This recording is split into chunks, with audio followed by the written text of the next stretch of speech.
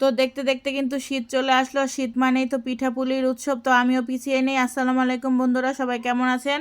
তো আলহামদুলিল্লাহ আমি সবাইকে নিয়ে ভালো আছি। তো আজকে ভাবলাম 2 রকমের পিঠা বানাবো। তাই এখানে শুরুতে আতপ চাল ভিজিয়ে নিয়েছি।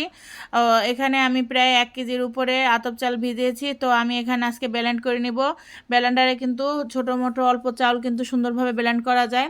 তো এখানে আমি চালটা ব্লেন্ডার করে ফেলেছি। দেখেন অনেক সুন্দর করে মিহি হয়ে গেছে। এখন আমি পিঠাটা বানাবো। আজকে আমি ভাবলাম 2 রকমের পিঠা বানাবো, তেলের পিঠা আর হচ্ছে চিতই পিঠা।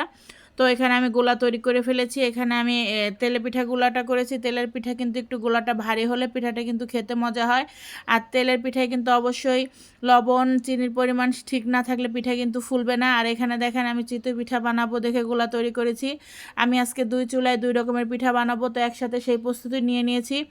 এখানে দেখেন তেল গরম দিয়ে দিয়েছে, এদিকে শাঁস গরম দিয়ে দিয়েছি। এদিক থেকে বানাবো চিতই পিঠা আর ওদিকে তেলের পিঠা। তো দেখেন মাশাল্লাহ আমার পিঠাগুলো কি সুন্দর করে ফুলতেছে এবং সব কিছুর পরিমাণ ঠিক আছে বিধায় এত সুন্দর করে পিঠা ফুলে একদম গোল হয়ে গেছে। তো যাই হোক পিঠাগুলো তুলে নিচ্ছি। আর এদিক থেকে দেখেন মাশাল্লাহ চিতই পিঠাগুলো খুব সুন্দর হচ্ছে।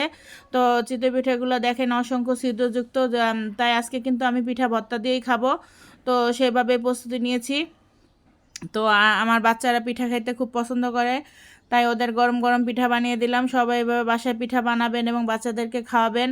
যাই হোক শীত ঠান্ডা প্রচণ্ড, এখন কিন্তু পিঠা খেতে খুব ভালোই লাগবে।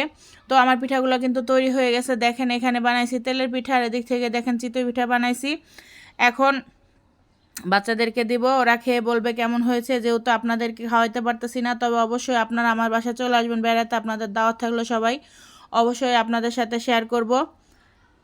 তো আমার ভিডিওগুলো যদি ভালো লাগে অবশ্যই আপনারা আমার সাথে থাকবেন এবং সাপোর্ট করবেন এবং লাইক কমেন্ট শেয়ার করবেন। দেখেন মাশাল্লাহ পিঠাগুলো কিন্তু আসলে খুব সুন্দর হয়েছে।